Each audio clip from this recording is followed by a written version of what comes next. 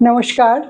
আজকের টপিক হচ্ছে একটু বিতর্কিত, কারোর একটু খারাপও লাগতে পারে আমার এই টপিকটাতে। সেটা হচ্ছে দালান বাড়ির যে ঘুলগুলি আছে তাতে চড়ুইয়ের বাসা, আর তাল গাছ বা বড় গাছগুলোতে যে বাবুই পাখির বাসা বাঁধে সেই বাবুই পাখির বাসা। রূপক অর্থেই বলছি, তার কারণটা হচ্ছে যে আমরা একদম খুব ছোট বয়স থেকে এই চড়াই এবং বাবুই পাখির যে চরিত্রগত যে মিল এবং সুবিধে এবং অসুবিধে গুলো কিভাবে আমাদের জীবনে প্রভাব পড়ে সেইগুলো আমরা পড়েছি, জেনেছি, দেখেছি।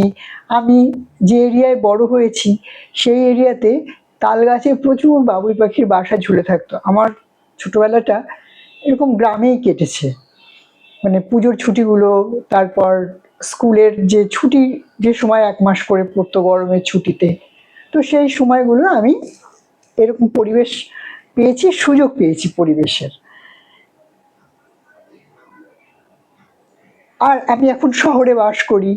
আমার বাড়িতেও জানেন তো, জানলায় বিভিন্ন জায়গায় এরকম চড়ুই পাখির বাসা আশেপাশে। অনেকে বলবে চড়ুই পাখি দেখাই যায় না এখন। আমি মোটামুটি আমার ছাদে এবং আমার জানলায় প্রত্যেক দিন 30 থেকে 40টা চড়াই পাখি আসেই আসে, এবং তাদের খাবারের বন্দোবস্ত আমি করি ওদেরকে। তো সেই লেনদেনটা ওদের সাথে আমার হয়েছে। যাই হোক, এটা একটা আলাদা অন্য কথা বলছি। যেহেতু একটু গুরু গম্ভীর কথা বলার আগে একটু পরিবেশটাকে হালকা করে নিচ্ছি। সবসময় তো কি বলুন তো, তথ্যভিত্তিক কথা বলি ঠিকই, বা সমাজে সংসারে কোথায় কি হচ্ছে তার কি বিশ্লেষণ আমি আমার নিজের চোখে দেখি বলি, কিন্তু সেভাবে গল্প আড্ডাও খুব একটা দেয়া হয়ে ওঠে না। তো এই ভিডিওটার প্রথম দিকে একটু আড্ডার মুডে আপনাদের সাথে একটু আড্ডা দিয়ে দিলাম। এবার বলছি, এই যে চড়ুই পাখি যে ঘুলঘুলিতে বাসা বাঁধে, তার তো নিজের বাড়ি না, কোনো না কোনো কারোর বাড়ির ঘুলঘুলিতে, কোনো মানুষের বাড়ির ঘুলঘুলিতে বাসা বাঁধার পর সে ধরুন ডিম পাড়বে, সেরকম সময় বাড়ির মালিকের পছন্দ হলো না বা তার অসুবিধা হচ্ছে, সে খুঁচিয়ে বাসাটা ফেলে দিল। ও কিন্তু কম পরিশ্রম করেনি ওই বাসাটা বানানোর সময়। ও কিন্তু ভাবেনি এটা অন্য লোকের বাড়ি, যে কোনো সময় আমার বাসা ফেলে দেবে এই বাড়ির যে ওনার সে। আর বিচারগতভাবে ওর কাছে সেরকম কোনো অপশনও নেই, সেজন্য ও শহরাঞ্চলে, গ্রামাঞ্চলে বিভিন্ন বাড়ির ঘুলঘুলিতে বা ওরকম কোনো কোটরগত জায়গাতেই বাসা বাঁধে।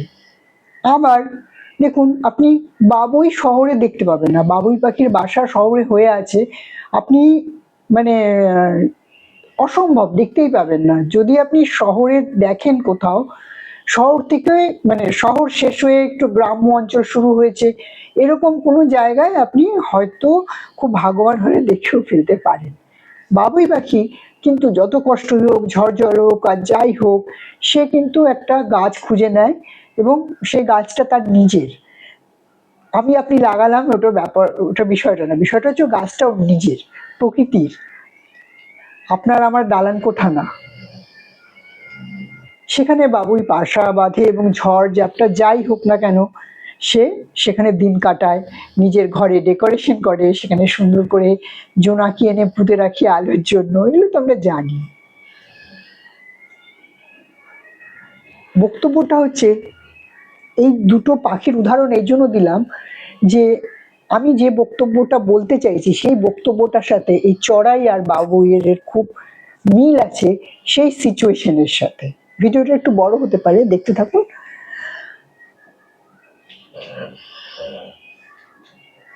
যারা কর্মসূত্রে নিজের হোম টাউন ছেড়ে ধরুন অন্য কোনো রাজ্যে যায়, বা কেউ ধরুন একদম এক দেশ থেকে আর এক দেশে পাড়ি জমায়, সে শিক্ষিত হোক, অশিক্ষিত হোক, লেবার ক্লাস হোক, ডক্টর হোক, ইঞ্জিনিয়ার হোক, বা খুব বড় কোনো পদে এর অধিকারী হয়ে আর এক দেশে যাক, আমাদের ভারতীয় যে সে অন্য কোনো দেশের মানে মানে ইন্ডিয়া গভর্নমেন্টের রিপ্রেজেন্টেটিভ হয়ে অন্য দেশে যাক, এগুলো তো অনেক বড় বড় ব্যাপার।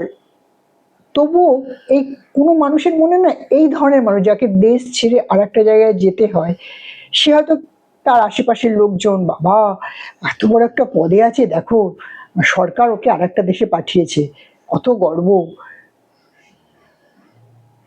এই মানুষগুলোর উপর খুব চাপ সৃষ্টি হয়। এরা যা অসুবিধে সেইখানে ফিল করে, বা এদের মানসিক বা নেচারগত যে সমস্যা, মানে একটা দেশ থেকে আরেকটা দেশে গেলে ওয়েদার সংক্রান্ত যে সমস্যা, সেগুলো যা ফেস করে, বা আরো অন্যান্য খাদ্যদ্রব্য, বাসস্থান, আমাদের যে মাদার টাং, সেখানগুলো তো অন্যই হবে, এটাই স্বাভাবিক। সেই সব কিছু নিয়ে তারা খুব একটা মানে ভোগের সাথে তাদের একটা দুর্ভোগও আছে, কিন্তু বলা যাবে না। লোকে বলবে দেখো এত সুখে আছে তারপরে বলছে। এটা তো উচ্চ পদে যারা যায় তারা। আমি কয়েকটা তথ্য ভিত্তিক মানে মানে সেই মানুষগুলোকে আমি পার্সোনালি চিনি, সেই মানুষগুলোর সুবিধে অসুবিধের সাথে আমি কোনো না কোনো ভাবে জড়িয়েছিলাম, এবং তাদের খুঁটিনাটি সব জানি। তারা এনারাই বিদেশে চাকরি করতে কেউ গেছে, কেউ ডাক্তার, সেই দেশের প্রতিষ্ঠিত ডাক্তার, মানে পৃথিবীর অন্যতম উন্নত দেশের। জানেন তো আলটিমেটলি কি মানুষগুলো না খুব আনহ্যাপি। তাহলে আমরা কি রোজগার করতে গেলাম? অর্থ তো আমি নিয়ে যেতে পারবো না এই মুহূর্তে, যেটুকু যা খরচা করতে পারছি করছি, বাদ বাকি সব এখানেই পড়ে থাকবে। আমি কি নিয়ে যাবো? আমার আত্মার হ্যাপিনেস। এবার অনেকে বলতে পারবে আমাদের তো এই ভারতবর্ষে ভালো চাকরি বাকরি নেই, ভালো জবের অপরচুনিটি নেই, তাহলে যাবে না তো কি করবে? তাহলে কি সব ভারতবাসী মিলে অন্য দেশে চলে যাবে কাজ করতে?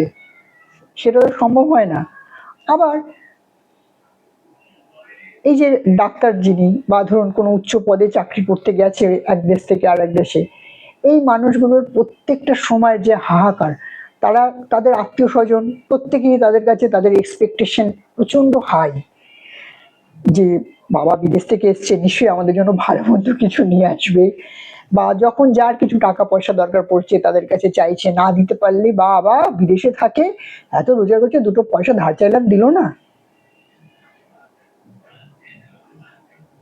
সেই মানুষগুলো অনেক স্বাচ্ছন্দ্যের মধ্যে বিদেশে থাকা সত্ত্বেও যখন দেশের বাড়িতে আসে, যখন ভারতবর্ষে আসে, নিজের হোম টাউনে আসে, সে কোথায় বড়া খেয়েছিল, কোথায় পাট শাক খেয়েছিল, কোথায় কলমি শাক তুলে তার গ্রামের বাড়িতে রান্না হয়েছে, সেগুলো সে গোগ্রাসে খাচ্ছে, তার ভালো লাগছে, খুব ভালো লাগছে।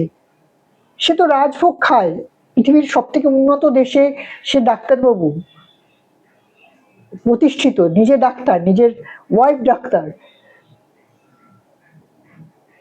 পৃথিবীর সব থেকে উন্নত দেশের ক্যাপিটালে তার নিজের ফ্ল্যাট, নিজের বাংলো, তারপরেও এত আনহ্যাপিনেস, সুখ নেই, শুকিয়ে, মানে কোনো লাবণ্য বলে কি নেই, শুকিয়ে কাঠি কাঠি দুজনেই। তাহলে কি পেলাম? কি পেলো তারা জীবনে? একটা জিনিস জানেন তো, নিজের দেশ ছেড়ে অন্য দেশে রোজগার করতে গেলে যাদের উপায় নেই যায় বা যেতে হয়, কিছু মানুষের ডেস্টিনি থাকে, কিন্তু সৌভাগ্যবান বা সৌভাগ্যবতী তারাই যারা নিজের হোম টাউনে বসে নুন ভাতও খায়, তারা কিন্তু সৌভাগ্যবতী।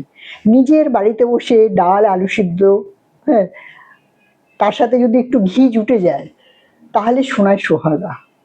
এর থেকে বেশি কিছু দরকার পড়ে না মানুষের জীবনে।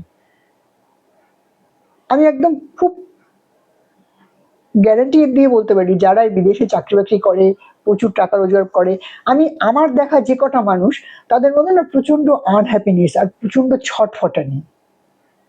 সব থেকেও কি যেন একটা নেই, কি নেই, যেটা সব থেকে বেশি প্রয়োজন আমাদের জীবনে, শান্তি, পিস। আমাদের আত্মা জ্বলতে পুড়তে থাকে সব সময়। আত্মাকে না অগ্নিকুণ্ডে নিক্ষেপ করা হয়। বললাম না, হোম টাইমে একটু ডাল আলু সিদ্ধ, তার সাথে যদি একটু ঘি জুটে যায়, সোনায় সোহাগা। ওখানে কিন্তু তার থেকে অনেক বেশি কিছু জুটছে, তবু সেই শান্তি নেই। আবার এটা তো বড় বড় লোকদের কথা হলো, এবার একটু লেবার ক্লাসের কথা বলি। এরকম অনেক পরিবার আছে যাদের ছেলেপুলেরা এই ধরুন আরব দেশে বিভিন্ন জায়গায় কাজ করতে যায় লেবারের, তাদের হাহাকার জানেন না। তারা তো দেখুন আরব দেশে যখন ওই দেশীয় লোকের কাছে কাজ করে, তারা তো মানুষ বলে মনে করে না। তারা জানে আমরা একটা দাস কিনেছি, দাসকে দিয়ে আমরা সব কিছু করাবো। সেই মানুষগুলো ওখানে দাসের মতো, মানে কিনা যে দাস, দাসী, সেইভাবে তাদের কাজ করানো হয় এবং মানুষ বলে গণ্য করানো হয় না। কিন্তু সেই মানুষগুলো মুখ বুঝে করতে হবে, তার কারণ হচ্ছে দেশের বাড়িতে তাকে বলতে হবে যে আমি খুব ভালো আছি, আমি গ্রামের একটা এমন কেউ যে আমি এখানে অনেক রোজগার করছি, হয়তো হোম টাউনে একটু কম রোজগার করতো, কিন্তু শান্তিতে দুমুঠো ভাত খেত, রাত্রিবেলা শান্তিতে একটু ঘুমোতো, বউ বাচ্চার মুখ দেখতে পেত, মার পাশে একটু বসতে পারতো, ভাই বোনদের যে গন্ধ, সে গন্ধ নিতে পারতো। শুধু টাকার লোভ তাকে হোম টাউন ছেড়ে আরব দেশে চাকরগিরি করতে তাকে যেতে হয়েছে। হ্যাঁ, আমরা কি নিজের দেশের লোকের কাজ করি না? করি, কিন্তু দাসের মতো কাজ করি না। সেখানে আমাদের কিছু সম্মান আছে, কিছু মান আছে। পরিবারের লোকরা যারা সেই অ্যামাউন্টটা ভোগ করে, ওই যে মানুষটা তার রক্ত জল করা যে টাকা ভোগ করে, তারা কিন্তু জানে না যে এই মানুষটা এত কষ্ট করছে, এত কষ্ট করছে। তারা জানে যে কাজ করছে, এই এত এত জিনিসপত্র নিয়ে এসছে, এত এত টাকা পয়সা দিচ্ছে, তারা আনন্দে আটখানা বড় টিভি আসছে বাড়িতে, ফ্রিজ আসছে, এই আসছে ওই আসছে, যেটা নর্মাল একটা লেবার ক্লাসের বাড়িতে একটু আনতে গেলে কষ্ট হতো, সেগুলো চলে আসছে। কিন্তু মানুষটা, যে মানুষটা ওই দেশে আরব দেশে গিয়ে চাকরি করছে, সে মানুষটা কিন্তু তার আত্মাটাকে পুরো আগুনে নিক্ষেপ করে এবং প্রচন্ড কষ্ট করে সেই রোজগার করে। তার কিন্তু এক এক পয়সা প্রচন্ড কষ্টে, আমরা না কল্পনা করতে পারবো না, আমাদের না কল্পনার বাইরে, জানেন তো সেই কষ্টগুলো। তাই আমি বলবো যে যদি কারোর সামান্যতম সুবিধে থাকে, হোম টাউনে থাকুন, নিজের দেশে থাকুন, নিজের গ্রামে থাকুন, নিজের আপনজনদের কাছে থাকুন। নুন ভাত যদি জুটে যায় খুব ভালো, আর তার সাথে একটু ঘি জুটে গেলে সোনায় সোহাগা। এই মনোবৃত্তি রাখলে আর যাই হোক, আপনার যে সোলটা, আপনার যে আত্মাটা, সেইটা কিন্তু আপনি যে দেশেই যান, আপনার সবসময় মাথায় থাকবে এই বুঝে আমাকে সেই দেশ থেকে বার করে দিল, এই বুঝে আমাকে দেশ থেকে বার। এই ট্রাম্পই দেখুন না, একটার পর একটা নতুন নতুন নীতি বার করছে, কিভাবে অন্যান্য দেশের লোকগুলোকে বার করে দেবে। পাঞ্জাবের লোকগুলোকে দেখুন, সেই গরু ছাগলের মতো হাত পা বেঁধে মানুষকে ওইভাবে পাঠায় এক দেশ থেকে, ছাগল গরুর মতো, যেভাবে ছাগল গরু পাচার হয় সেইভাবে মানুষগুলোকে পাঠিয়েছে। আর একটা মানুষ, মানুষের সম্মানটুকুও দেয় না এক দেশ থেকে আর এক দেশে গেলে, ছুঁড়ে ফেলে দেয়। তাদের প্রয়োজন ফুরিয়ে যাবে, ছুঁড়ে ফেলে দেবে। আমার এই ভিডিওটা দেখে কারো যদি কোনো খারাপ লাগে, কেউ যদি দুঃখ পান, বা কারোর যদি ঘটনার সাথে আমার এই বক্তব্যগুলো মিলে যায় এবং রাগ হয়, রাগ হোক, রাগ হোক, তবুও বলবো সন্তান সন্ততি, মা বাবা, ভাই বোন, নিজের দেশ ছেড়ে চড়ুই পাখির মতো অন্যের ঘুলগুলিতে বাসা বাঁধবেন না। বাবুই পাখির মতো নিজের বাসা নিজে বাঁধুন, নিজের বাসায় থাকুন, নিজের দেশে থাকুন। ভালো থাকবেন, ভালো লাগলে লাইক করবেন, শেয়ার করবেন। আজকে এখানেই শেষ করছি, আবার একটা অন্য ভিডিও নিয়ে আসবো। ভালো থাকবেন, পরম পিতার কৃপায় প্রত্যেকে নিজের সংসার, সন্তানাদি, মা বাবা সবাইকে নিয়ে ভালো থাকুন।